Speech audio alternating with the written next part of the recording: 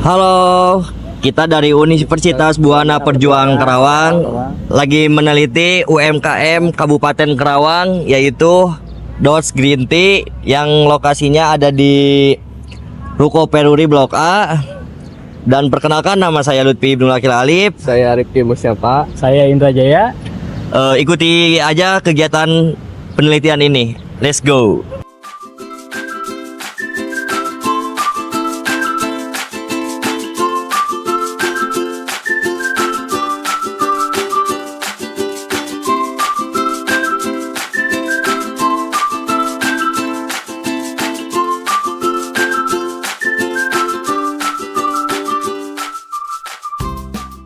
Assalamualaikum warahmatullahi wabarakatuh. Di sini saya ingin wawancara di tempat UMKM yang berada di Puri Karawang. Kami di sini bersama ownernya langsung, bersama Kang Adi, Andika ya. Andika. Di sini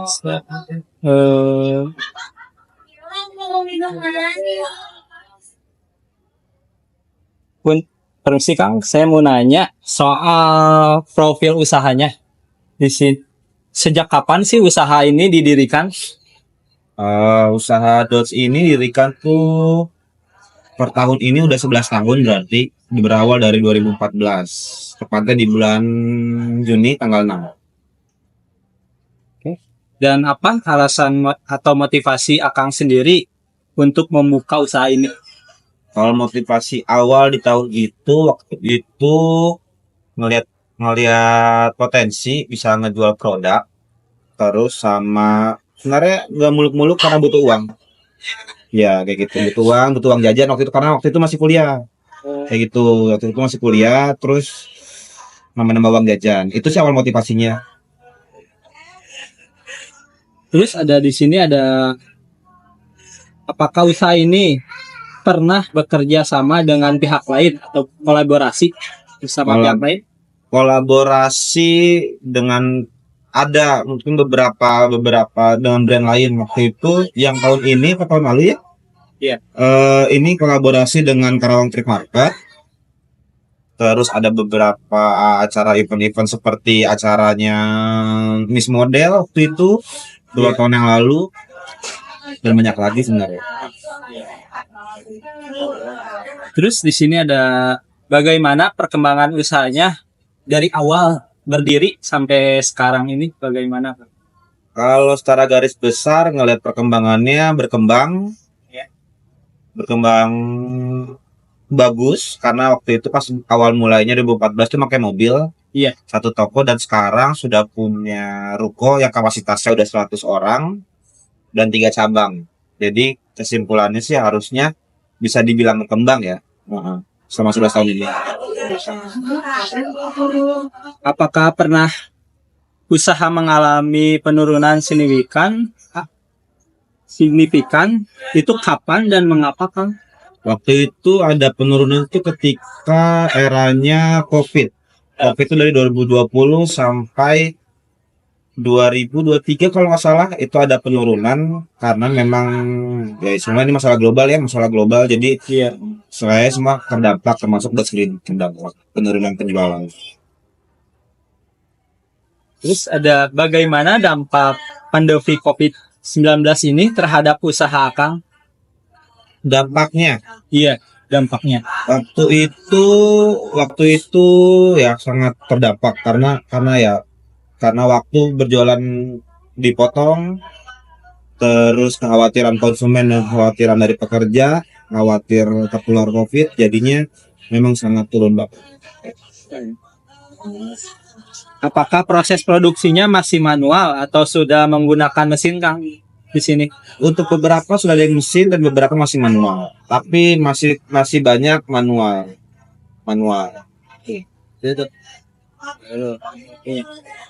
Terus bagaimana proses produksi atau pelayanan yang dilakukan setiap hari, Kang?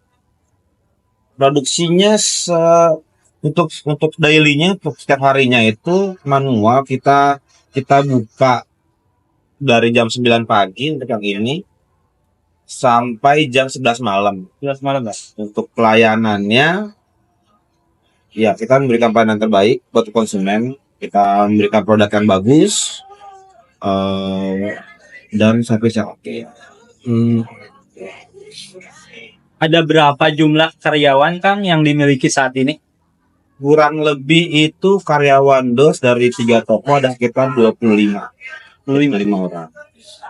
Masuk manajemen. Rekrutan.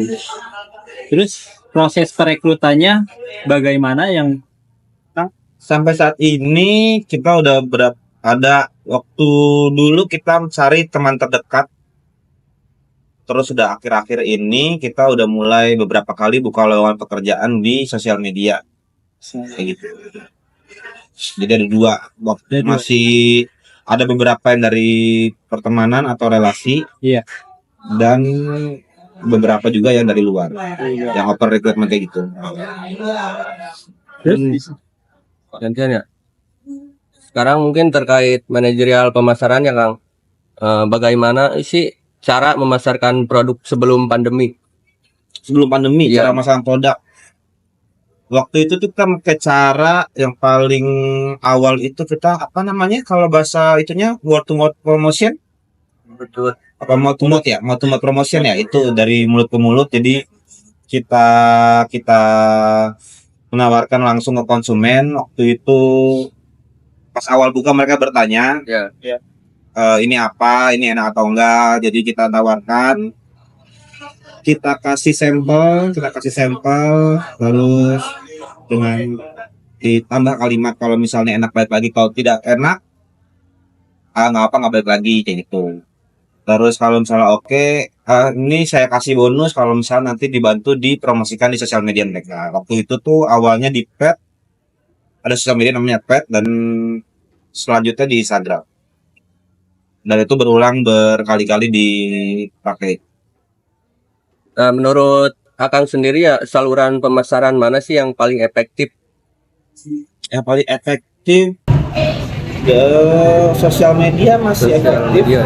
dan mouth-to-mouth promotion masih efektif. Menjalin relasi ke konsumen, menjaga loyalitas juga bagus. Apakah pernah melakukan promosi, diskon atau program loyalitas pelanggan atau semacamnya? Ada yang sekarang itu beberapa kali kita udah ganti, dari beberapa tahun kita udah ganti-ganti promosi, cuman yang bertahan itu yang bagus, yang bagus tuh yang kita jalan sekarang itu tuh promosi tanggal 6. Jadi kenapa dipilih tanggal 6? Karena waktu itu DOS buka tanggal 6 Juni kan, kayak di awal tadi saya bilang. Jadi setiap tanggal 6 itu ada promosi.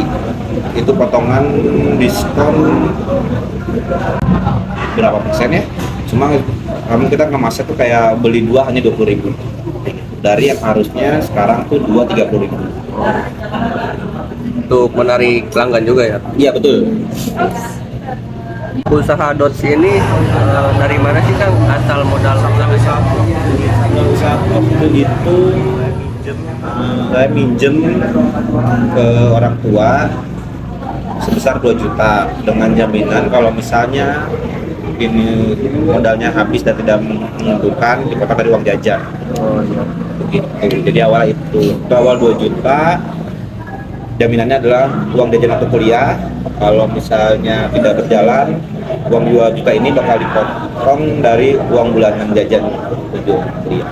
Kalau dari bantuan pemerintah nggak ada? Nggak ada ya. Untuk sistem pencatatan keuangan di sini sendiri gimana Kang? Dicatat pencatatan sederhana atau menggunakan komputerisasi software? Masih sederhana sih. Sederhana. Awal sederhana, sekarang udah Excel termasuk kayak dulu enggak kan? Masih basic lah ya. Kayak gitu. Jadi masih menggunakan keuangan yang sederhana. Belum menggunakan aplikasi-aplikasi yang sekarang kayak gitu. Untuk sistem pembayaran sendiri di sini masih tunai apa sudah menggunakan kris, transfer atau e-wallet? Sekarang itu DOS ini cuma menggunakan 2 pembayaran, tunai dan kris. Tunai. Ketiga berarti dengan transfer ya. Oh iya. Untuk edisi atau cara lain itu udah. Kemudian ini.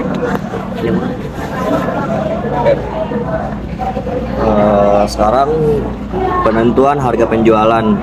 Bagaimana Kang caranya menentukan harga produk atau jasa? Itu dari dasarnya kita pasti kan harus nyari material costnya dari satu bahan iya dicari material costnya atau satu produk seperti kayak gini satu gelas, terus nanti kita hitung budget dari overhead sama labor costnya berapa untuk setiap toko kayak gitu. Jadi akan nanti keluar hasilnya harga jual, jadi ada material cost, overhead, terus ada labor dan profit, dan itu sebelum pajak kayak gitu. Berarti apa faktor yang mempengaruhi harganya betul? Faktor harga produk dari bahan baku sendiri Oh, sih. dari bahan baku. Iya. Dan dari bahan baku sendiri dan dari servis tempatnya. Tempat dan target pasar juga mempengaruhi sih. Ya. Kayak misalnya kita targetinnya ke anak sekolahan, tidak mungkin akan kita jual satu produk 50.000 ya, atau sebaliknya kita kalau misalnya menargetkannya pasar menengah ke atas, tidak mungkin kita jual harganya yang murah. Berapa sih Kang rata-rata penjualan per hari atau per bulannya? Rata-rata penjualan per bulannya kemungkinan di sekitar 5.000 gelas. Ada gelas kembang cup berarti ya? Ya, 5.000 cup.